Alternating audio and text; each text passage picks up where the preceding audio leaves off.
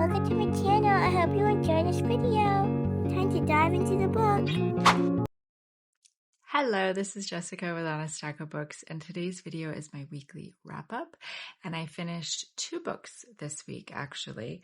I will start with Heartwood, and this one I read, I saw Lauren review this on her channel for the Youngs and the Restless, and she said it was very good. And all she said was a girl gets lost hiking on the Appalachian Trail, and I was like, I want to read it.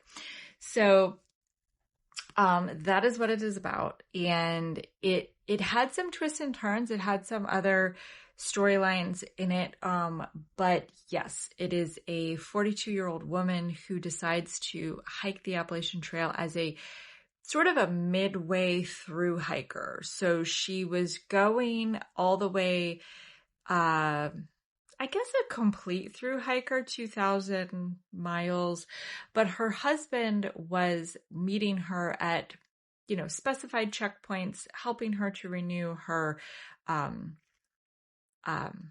food and her supplies and whatever she needed.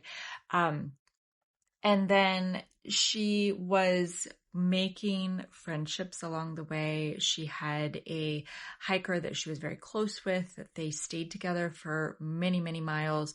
And then he had a family emergency and he had to leave the hike. And so she was by herself, but she felt obviously comfortable to keep hiking. And then she goes missing. So the real story is they are looking for her. They're trying to find her. So of course the husband is a suspect. The partner on the trail was a suspect. All of the potential people that she met along the way, or did she just get lost? Was it, because it happens. But I will read any book that is about a hiker going on the Appalachian Trail, true or not true.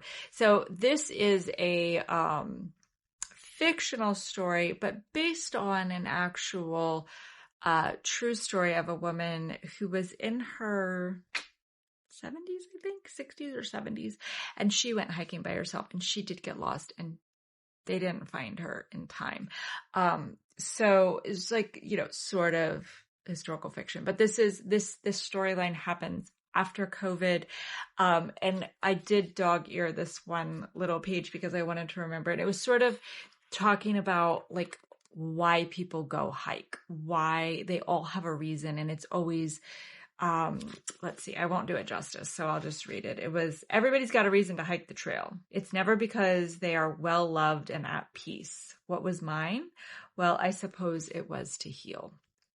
So she is a nurse. She is coming off of the heels of being a nurse working through COVID, and she decided she's going to go. Her husband supports her, but he's not physically there with her, which is a huge support for through hikers when you have someone that's going to just meet you, resupply, all of that kind of stuff.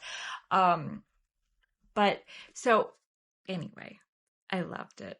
It was like, on Goodreads, I don't know how to give other than solid stars. I would say a 4.5 star. I wanted to give it 5 stars, but I'm going to go with 4.5. So this does not deter me from wanting to hike the Appalachian Trail. I desperately want to hike the Appalachian Trail again. I have hiked a portion of it. Would I do a through hike? I don't know. I think I would rather do sections. I would not go hiking alone. All right, people are already celebrating. If you hear that, that is people already celebrating for 4th of July. I would not go hiking by myself. I don't think that there is any reason to go hiking by yourself. I think there's far more better reasons to have a hiking partner, a group, meet up, something. Like, it's logistically, it's not smart to go hiking by yourself, because even if it's just something as simple as twisting your ankle, but yeah, so loved this. I'm so happy that I read it. This was also our in-person book club for July. I got it and I blew through it, obviously, really, really quickly. So I'm ahead of the schedule for that. So I'm happy about that, but I finished this. I DNF'd this. I got halfway through. I'm going to jump to the second book. We actually went to Doc Ford's tonight for dinner. They changed it. They used to have a big bookshelf that had lots of his books. And right now, all they had was one. And I guess it's like the newest one or something. But there's a lot of framed posters that are his books all over the restaurant and everything. But I'm gonna really give it another try. I'm gonna do the second book. I'm gonna try. I have the second book, and then I have the 10th book in the series, which, yeah. So I'm gonna try, but I DNF'd it. Okay. The next one that I finished. Oh, you know what? I think I returned it. Anyway, it's okay. It's And the Trees Crept In. I read it on Hoopla. I think I already returned it because I finished it. And the Trees Crept In. And this was another suggestion from Lauren on The Youngs and the Restless. If there's a tree on the cover, I'll I'm kind of predictable, and I really love trees. I love woods. I love being outside. I love like all of that. So this was a very spooky, a very atmospheric audiobook. And I'll put up a picture of it in the narrator, but Lauren described it as an experience, and boy, was it. It had the sound effects. The narrator was amazing. And it was just, it really sucked you in as far as the creepiness. And, but as I was reading or listening, as I was going along, I did start to feel like I could see where it was going. And I felt like the narrator really took her time. I have never sped up an audiobook before, but I did this time.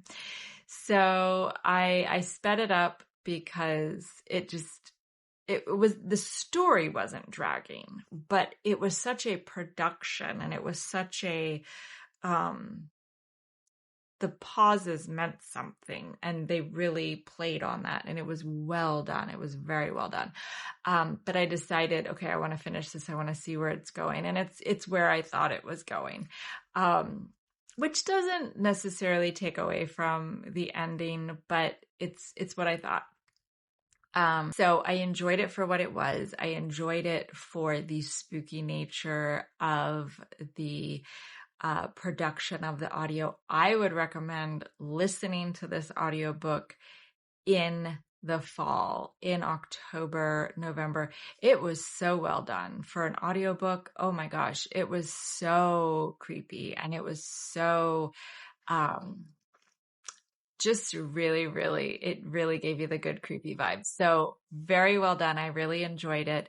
But I did finish it, and I'm happy that I read it. So thank you, Lauren, for those 2 books. So because I finished Heartwood, this is my one of 12. This was one of the ones that I wanted to read this year. And this, I just got a little bit into it last night. This is the same author as The Shack. And so this is a different story of the creation story. So this woman is washed ashore, but it's not really Earth. So because I'm very much in the beginning, it's sort of, there's a lot of dimensions or layers to what it is. The people that have found her, they're not necessarily on Earth or human. I don't know. And the mother of all people is Eve. And this girl, she is barely alive. She's with several other people that are dead, and she's barely alive. And so it is that's sort of how it's introduced. But the description on the back is that she is the whole story in itself is a different twist on the story of creation. So she is, she's found by I think he was a collector. And then because he finds her alive, he becomes a finder, and they have a scholar and they have a healer, and so everybody has their role that they play, and he becomes entwined with her because he finds her alive. And so that's as far as I got with it. So I just started reading it, but I loved The Shack, and because it's the same author, I'm going to read this. And so this was my one of 12. So this is what I'm working on now. So finished 2 books, DNF'd a book, and started this one. So it's been a good reading week so far. But that's it. So thank you for watching. And until next time, I'll be reading.